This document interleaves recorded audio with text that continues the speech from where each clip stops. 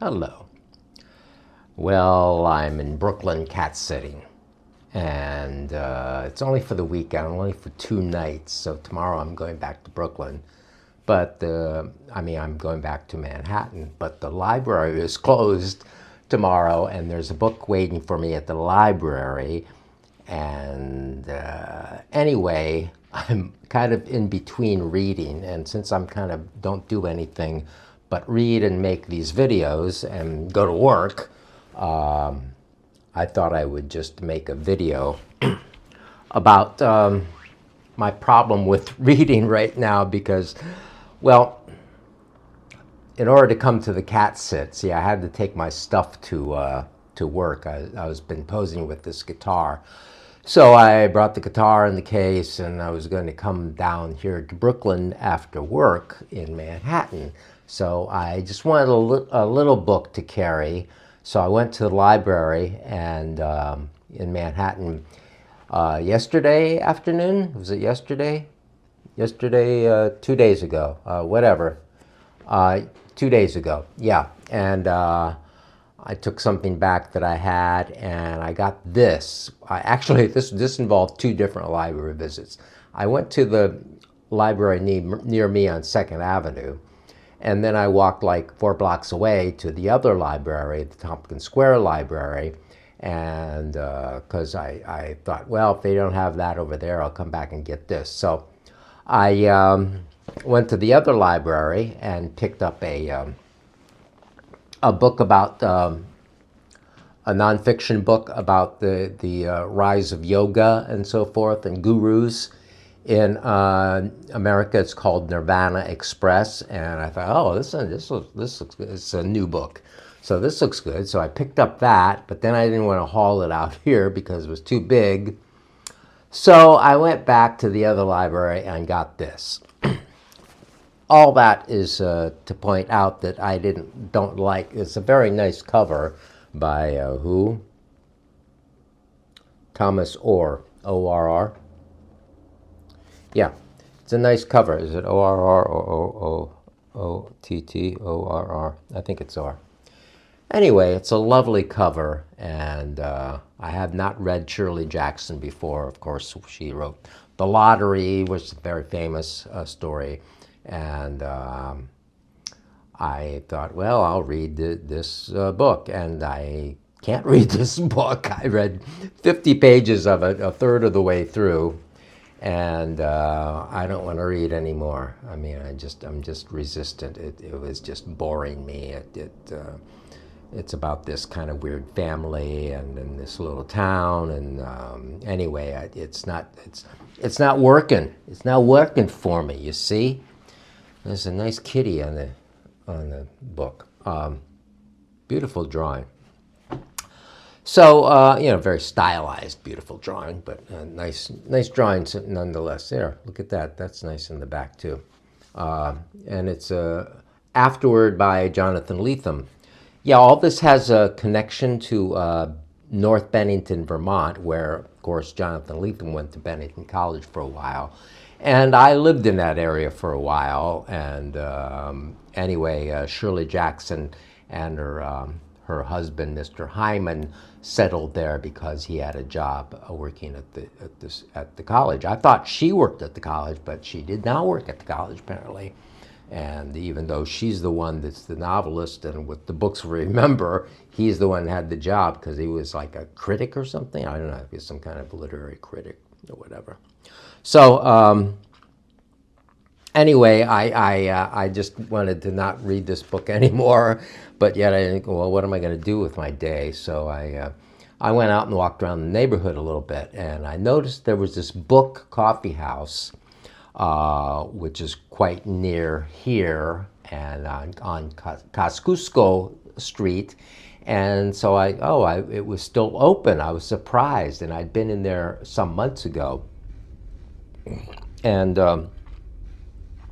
noticed it had a lot of like really left-wing books, and that kind of impressed me because it was very unusual. And today, when I was in there looking around, I saw that they had this, kind of complete collection of Beach Ravin Jungle Books, or at least the Jungle Books anyway. And then I walked the other part of the store and saw this beautiful paperback of The Death Ship that, I almost bought for $7, but I don't know, maybe I'll go back and get it some other time.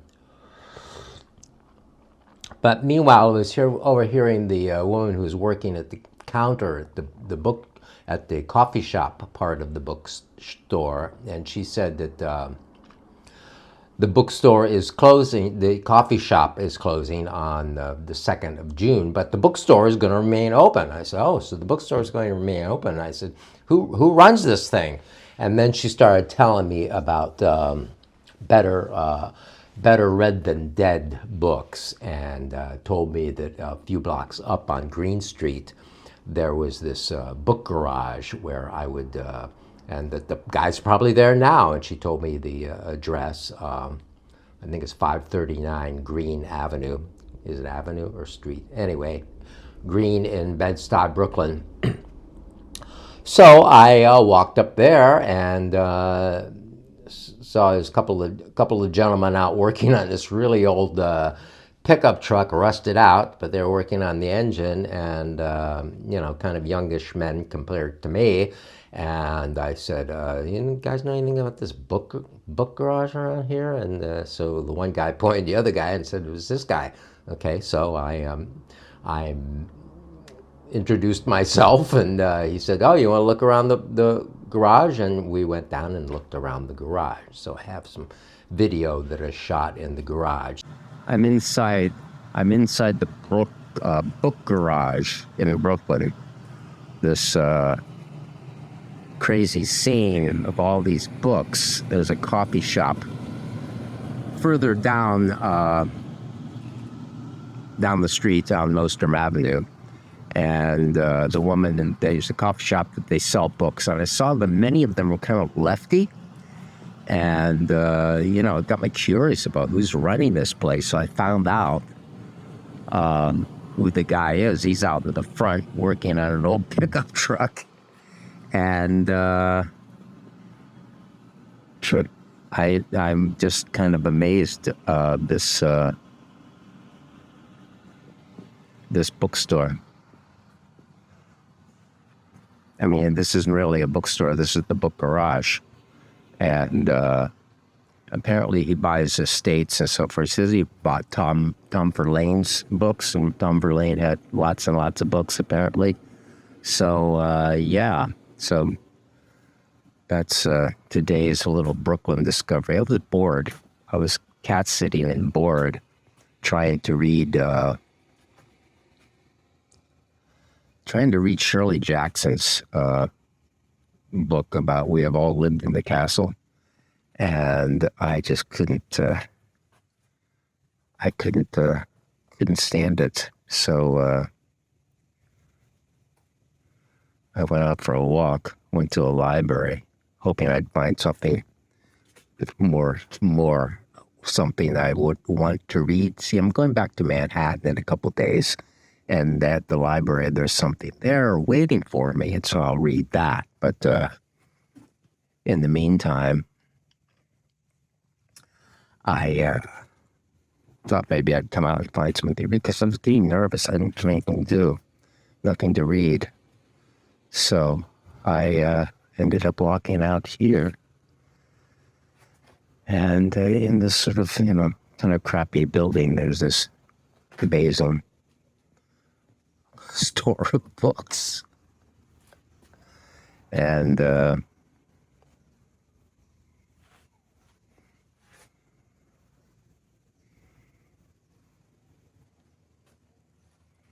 it's just one of these strange little places in Brooklyn.